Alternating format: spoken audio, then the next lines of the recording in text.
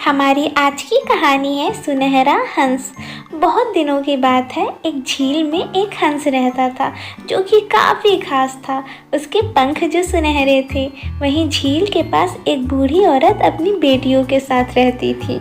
बहुत ज़्यादा मेहनत करने के बाद भी वो लोग गरीब ही रहे। एक दिन हंस ने सोचा, शायद मैं हर दिन एक सुनहरा पंख इन्हें दे दूं ताकि ये महिलाएं इसे बेचकर अपना जीवन यापन कर सकें। अगले दिन हंस बुढ़िया के पास गया। उसे देखकर बूढ़ी औरत ने कहा, मेरे पास तो तुम्हें देने के लिए कुछ नहीं है। लेकिन ऐसा कहने पर हंस ने कहा, मेरे पास तुम्हारे लिए कुछ है। और ऐसा कहकर हंस ने अपना एक पंख तोड़कर बुढ़िया को दे दिया और उसे समझाया कि वह इसका क्या कर सकती है। बुढ़िया और उसकी बेटियां सोने का पंख बेचने के लिए बाजार गई। उस दिन वे हाथ में पर्याप्त धन लेकर खुश होकर वापस आ गए। हंस दिन ब दिन बुढ़िया और उसकी बेटियों की मदद करता रहा।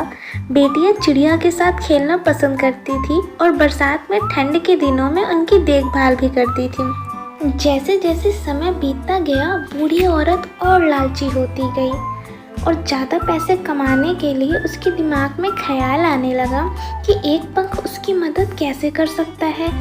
जब तक कल हंस आ जाए तो हमें उसके सारे पंख तोड़ लेने चाहिए, ऐसा उसने अपनी बेटियों को बताया। ऐसी बात सुनने पर उसकी बेटियों ने उसकी मदद करने से इनकार कर दिया। अगले दिन बुढ़िया हंस के आने का इंतज़ार करने लगी और जैसे ही हंस आया, उसने हंस के अगले हिस्से को पकड़ लिया और उसके सारे पंखों को तोड़ना शुरू कर दिया। जैसे ही उसने हंस के पंखों को तोड़ा तो हंस के पंख सफ़ेद हो गए। ऐसा देखकर बुढ़िया रोने लगी और उसने हंस को जाने दिया। इस पर हंस ने कहा कि तुम लालची हो गई हो, जब तुमने मेरी इच्छा के बिना मेरे सारे सुनहरे पंख तोड़ दिए, तभी वो सफ़ेद हो गए। और इतना कहकर हंस गुस्से में वहाँ से उड़ गया। उसके बाद हंस वहाँ फिर से कभी नहीं दिखाई दिया।